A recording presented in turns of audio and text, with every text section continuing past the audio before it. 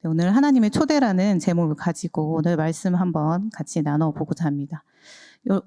요즘 인터넷에 검색해 보면 결혼식 하객 알바가 이제 후기가 꽤 올라와 있는데요. 거기에 보면 이제 몇 가지 주의사항들이 있습니다. 이제 먼저 결혼식에 걸맞는 그 단정한 복장 준수하기, 그 다음에 시간 엄수하기, 그리고 예식장에 들어가는 순간부터 입 조심하기. 왜냐하면 이제 예식장 근처에서 통화를 하다가 이제 하객 알바인 게 들키면 이제 위약금을 문 적도 있다고 합니다. 이제 아마 결혼하는 이제 당사자들이 각자 가진 그 자기만의 사정이 있다 보니까 이렇게 돈을 들여서라도 결혼식장을 이제 채워줄 손님들이 필요하기 때문에 이런 알바 자리도 생겨나는 것 같습니다. 이만큼 결혼식에 손님이 있느냐 없느냐가 한국 사회에서도 좀 중요한 것 같은데요. 특히나 이제 한국 사회에서는 결혼식에서 이제 손님의 수가 많은 것을 선호하는 것 같습니다.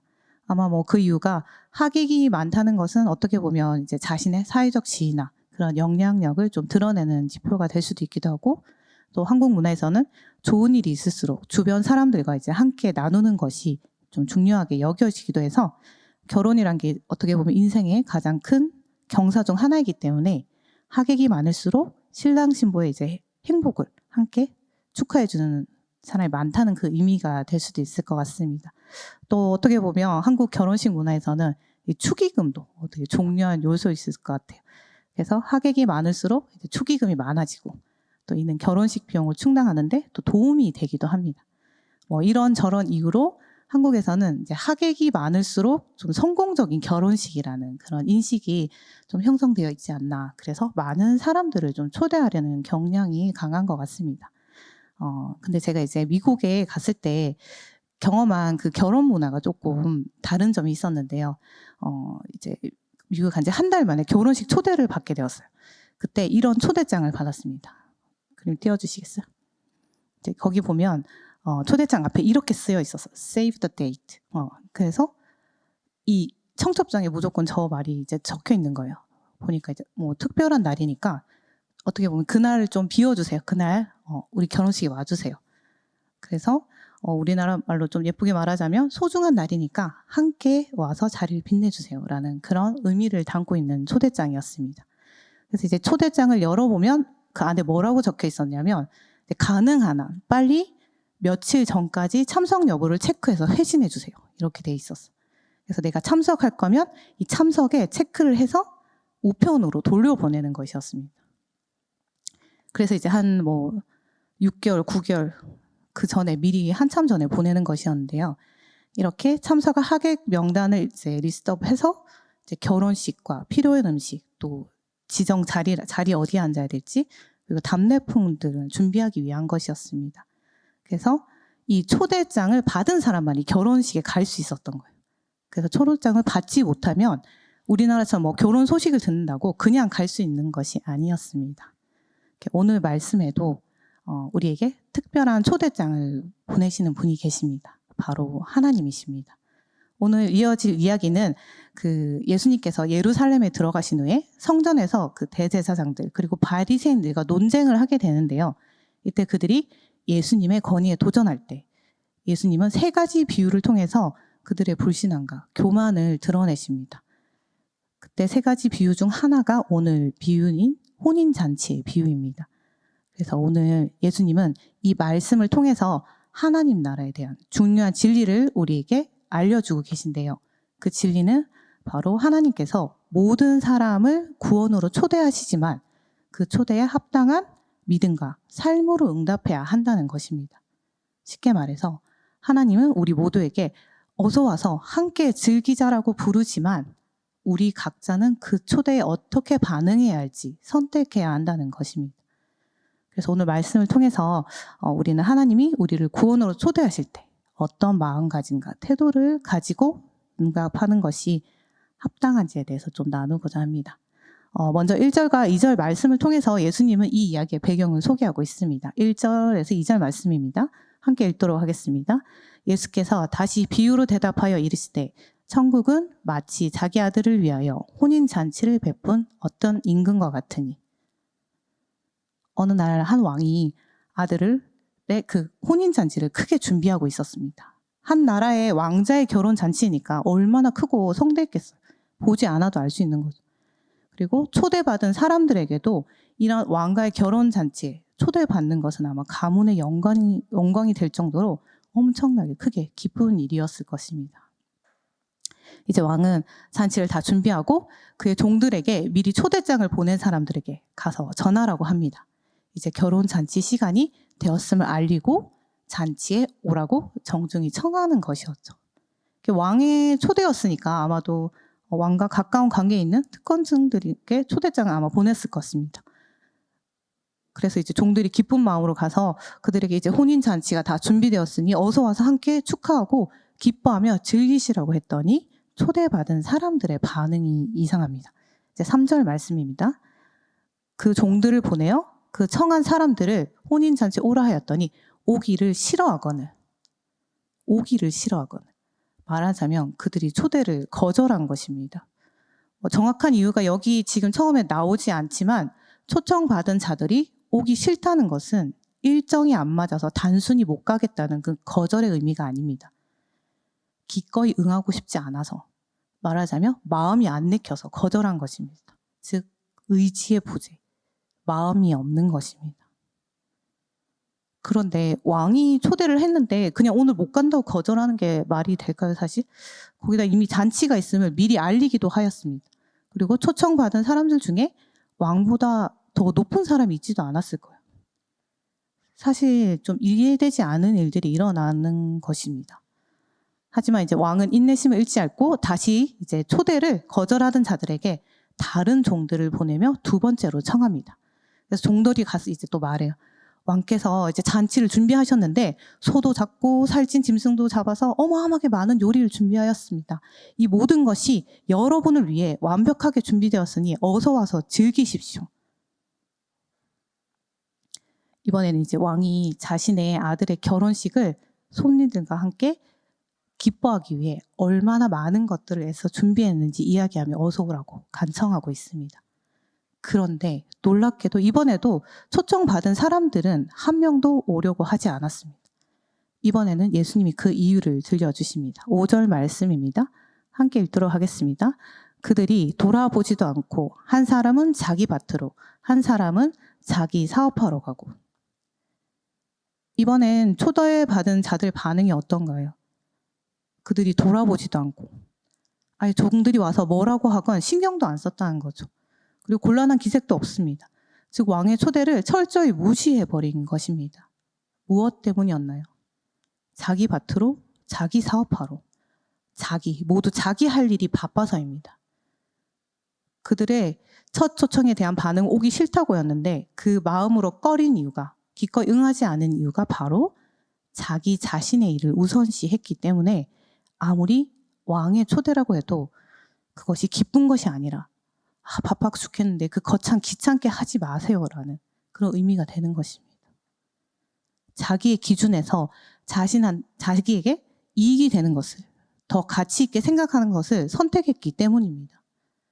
그들은 혼인잔치를 준비한 그 왕의 마음이나 왕의 뜻에 관심을 가지고 있지 않았던 것입니다. 그런데 더 이해하기 힘든 일이 일어나요. 6절 말씀입니다. 그 남은 자들은 종들을 잡아 모욕하고 죽이니. 이제 믿기 어렵게도 어떤 사람들은 초대 소식을 전하러 온 왕의 신하들을 때리고 죽였습니다. 이때 당시에 이 왕의 신하라는 게 그냥 우리가 생각하는 그런 하인들이 아니었어요. 더 지위와 신분이 있는 사람들이었습니다. 그래서 이것은 단순한 무관심을 넘어서 왕에게 대한 적대감을 보인 것입니다. 여러분이라면 어떨 것 같나요? 왕이 초대했는데 저는 밭에 가봐야 해서 바빠서 하고 가버린다든지, 또는 그 신하를 때리고 죽이는 그 모습이 상식적으로 이해가 가지 않을 수 있습니다. 거의 나 당신에게 맞서겠소, 이런 선전포고와 같은 것이죠. 그런데 우리가 가만히 생각해 보면 오늘날 우리도 때때로 우리의 왕이신 하나님의 초대를 이런 식으로 무시할 때가 있습니다. 왕이 아들의 결혼 잔치를 열고 손님들을 초대하는 것처럼 하나님은 예수님을 통해 우리를 구원으로 초대하고 계십니다. 때로는 부모님의 권유가 될 수도 있고요. 뭐 때로는 친구의 한마디가 될 수 있습니다. 또는 뭐 우연하게 듣게 된 찬양이나 유튜브나 뭐 요즘 릴스, 서치도 많이 보는데 그런 영상 등을 통해서도 우리를 그 하나님의 잔치로 초대하고 계십니다. 그럴 때 여러분은 어떻게 반응하시나요? 하나님께서 우리를 예배로, 기도로 초대하시지만 우리는 오늘 저 너무 할 일이 많아요. 과제 너무 많은데 밀렸는데 친구랑 약속이 있어서 하며 우선순위에서 밀어버릴 때는 없습니까? 또는 어떤 사람은 뭐 하나님 말씀을 전하는 사람들을 조롱하거나 반감을 가지기도 하겠죠. 네, 하지만 여기서 중요한 점은 어떻게 보면 하나님의 초대를 거절하는 이유가 특별하게 악한 이유가 있어 보이지는 않는 거라는 겁니다. 자기 밭으로 자기 사업을 하러 그냥 이들은 뭔가 악한 범죄를 뭐 저지르러 간 것이 아니라 그냥 자기 일상으로 돌아간 것입니다. 우리도 종종 선하거나 중요한 일처럼 보이는 것들이 있죠. 여러분들 공부해야 되고 일도 해야 되고 인간관계도 해야 되고 하지만 이러한 것들에 너무 몰두하느라 정작 하나님이 주시는 더 큰 초대를 놓치고 있지는 않은지 생각해 보시길 바랍니다. 나는 대제사장이나 그 바리새인들과 같이 하나님을 이미 잘 알고 있다고 생각하는 그 유대인들처럼 이미 오랫동안 하나님을 알아왔어. 나 믿어. 그리고 교회도 다녀. 주일 예배도 빠지지 않아. 이대로 괜찮아 라고 생각하고 있지는 않은지 아니면 매일 우리를 초대하시는 하나님께 반응하고 있는지 생각해 보시기 바랍니다. 결국 7절에서는 이제 왕은 그들의 거절에 이제 분노하게 됩니다. 7절 말씀입니다. 같이 읽도록 할게요. 임금이 노하여 군대를 보내어 그 살인한 자들을 진멸하고 그 동네를 불사르고.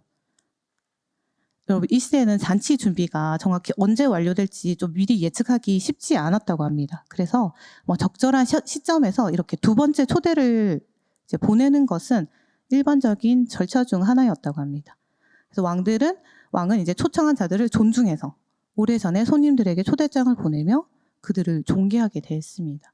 그리고 왕은 손님들이 참석할 것을 기대하며 온갖 음식들을 준비했지만 이를 거부한 것은 왕의 권위를 의도적으로 모욕하는 행동인 것입니다. 또한 이제 이 당시에 팔레스타인 이 유대교 사이에서 결혼식 참석은 사회적인 의무였고 더더구나 왕의 초대를 무시하는 것은 이 가혹한 처벌을 받을 만한 행위였다고 합니다.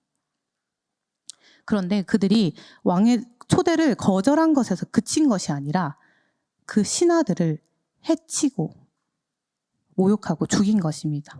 이제 그 사람들에게 왕은 무서운 심판을 내립니다.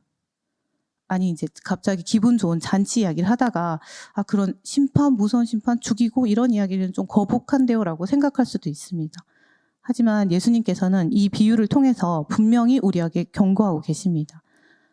하나님의 사랑의 초대를 가치 없이 여기고 무시하며 끝까지 거절하고 적대시하는 자들에게는 결국 심판이 있다는 것입니다.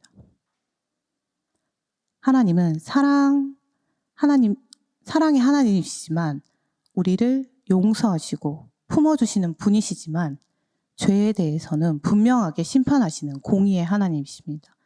그러니 여러분에게 이제 선택은 여러분에게 달린 것입니다. 그 선택의 결과 또한 스스로 감당해야 합니다.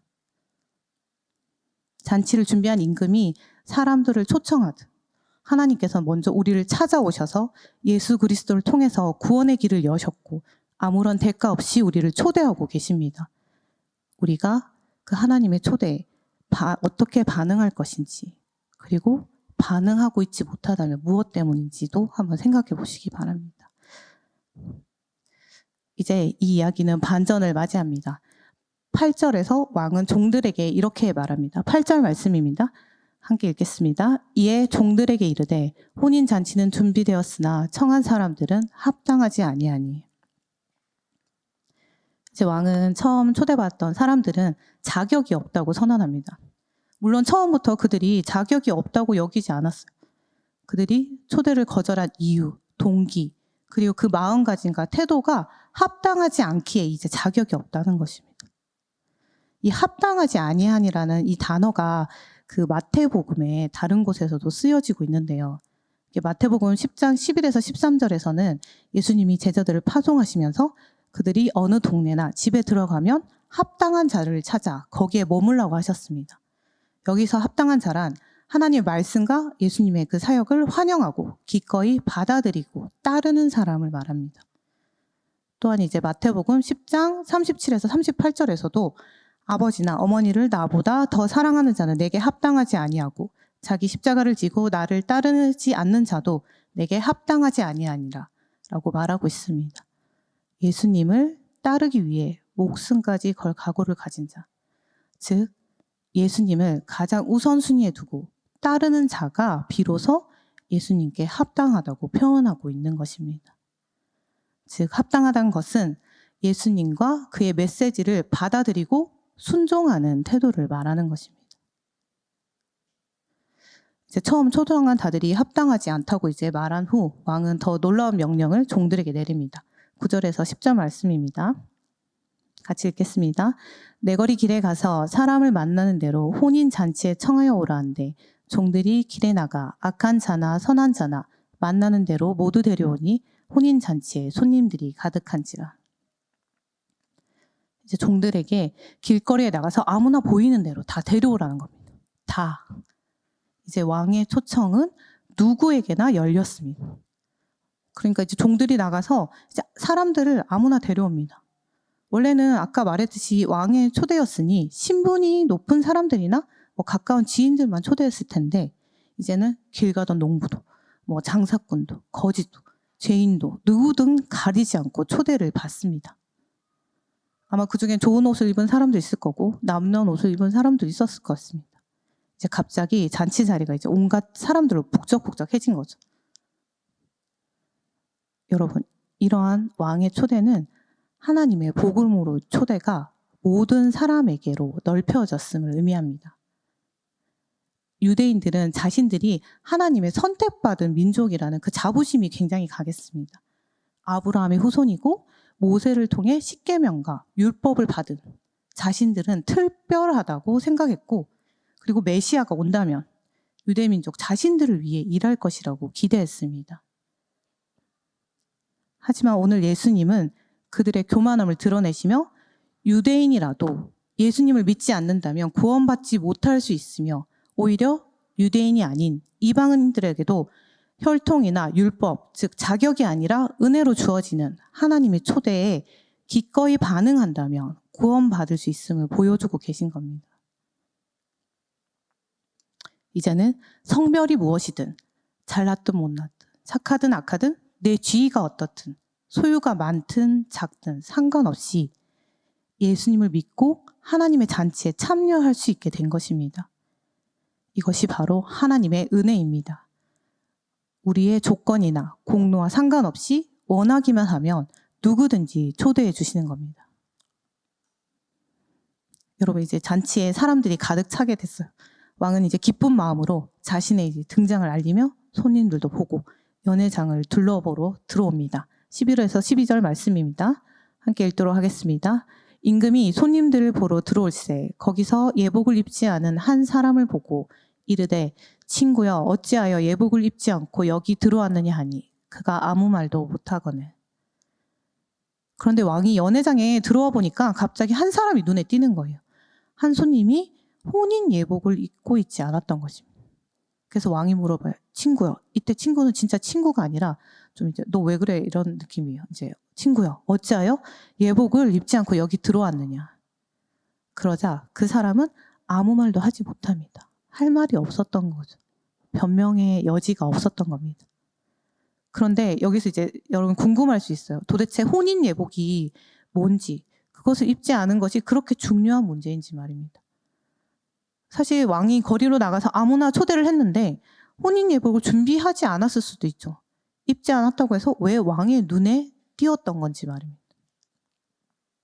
여기에 대해서 이제 어떤 학자들은 이 당시에 왕이 잔치에 들어오는 손님들에게 직접 예복을 준비해서 나누어 주었다. 그래서 이 사람이 그것을 거부했거나 안 입었다고도 하기도 합니다. 또는 이제 결혼 잔치에 초대를 받은 사람은 집에 가서 깨끗한 흰 옷으로 갈아입고 와야 하는데 그러지 않고 평소에 입고 있는 그런 더러운 옷을 입고 왔을 수도 있다는 것입니다. 그런데 이유가 어떤지는 사실 본문에서 말하고 있지 않기 때문에 확실하지는 않습니다.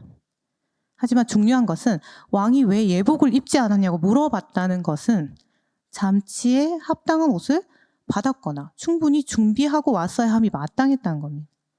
즉 이 사람은 잔치에 왔지만 잔치에 합당한 태도와 준비를 갖추고 있지 않았다는 거죠. 왕에 대한 최소한의 예의와 존중을 보이지 않은 겁니다. 여러분도 이제 성인이 되니까 개인적으로 그 결혼식 초대를 많이 받게 될 것입니다.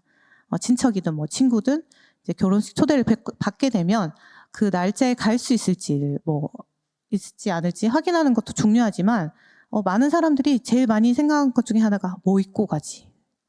나 결혼식에 뭐 입고 가지? 이 생각 되게 많이 할 겁니다. 내 결혼식은 아니지만 그 예쁘게 멋있게 입고 가고 싶어서 이제 가족이나 친한 친구의 결혼식을 위해서는 새 옷을 사기도 합니다. 요즘 뭐 어떤 영상을 보면 누구의 결혼식에 따라서 엄청 정장을 입는다든지 아니면 조금 덜 친하면 세미 정장.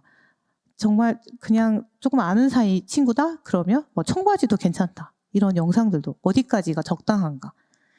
이런 영상들도 있기도 합니다.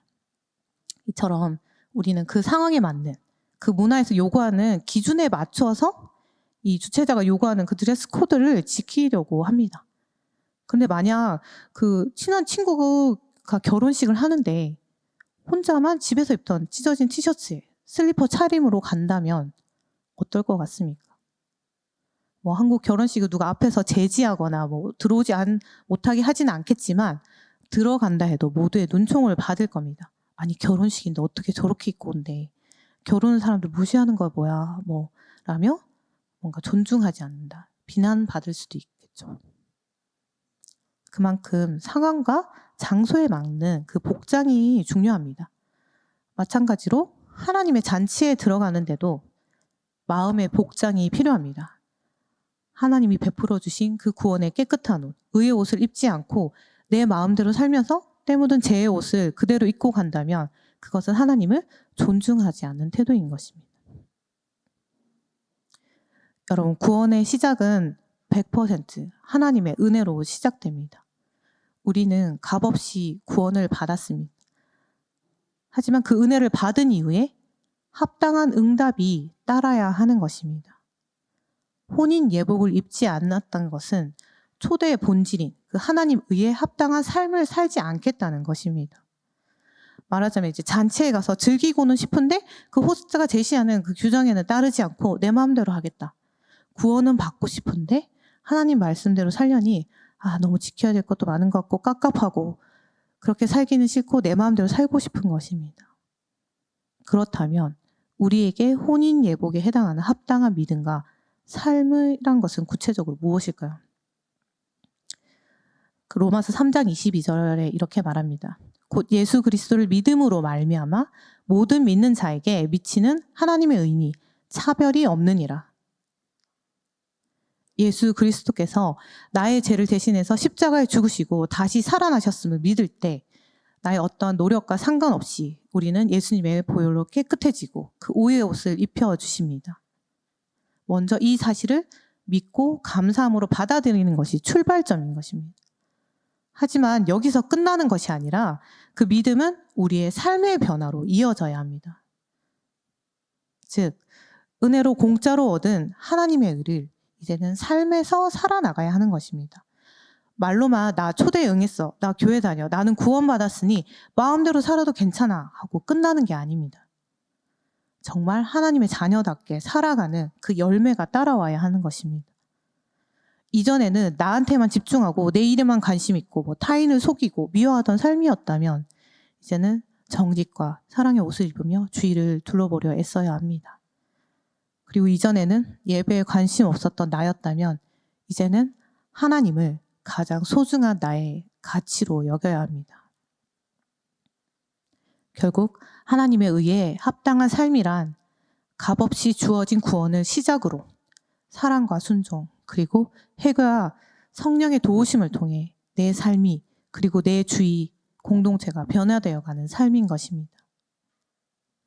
그렇다면 왕은 예복을 입지 않은 사람에게 어떻게 행동했나요? 13절 말씀입니다. 함께 읽도록 하겠습니다. 임금이 사환들에게 말하되 그 손발을 묶어 바깥 어두운 데에 내던지라.